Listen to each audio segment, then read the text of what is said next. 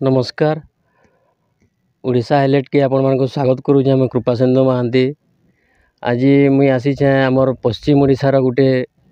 गोटे तीर्थनीय स्थान के आसचे जेनटा कि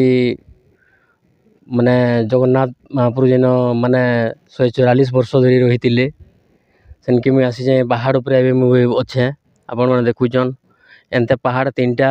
भितर गुंफा माने अच्छे से गुंफा भितर भगवान श्री जगन्नाथ बलभद्र और सुभद्रा 144 वर्ष धरी रही जिते बेले पुरी रे आक्रमण हैला बाह्य शत्रु रत्न भंडार उपर से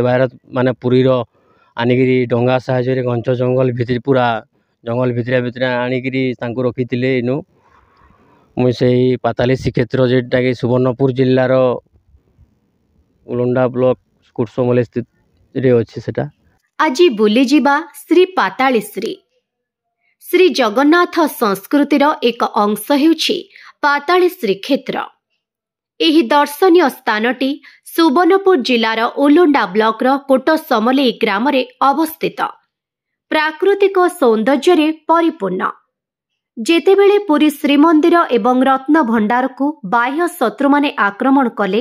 सेही समय पुरीर सेवायत माने महाप्रभु को घंच जंगल मध्य महानदी रे डंगा साहाय्य प्रभु को आनी एठी पाताली करी 144 वर्ष पर्यंत एठी रखिथिले।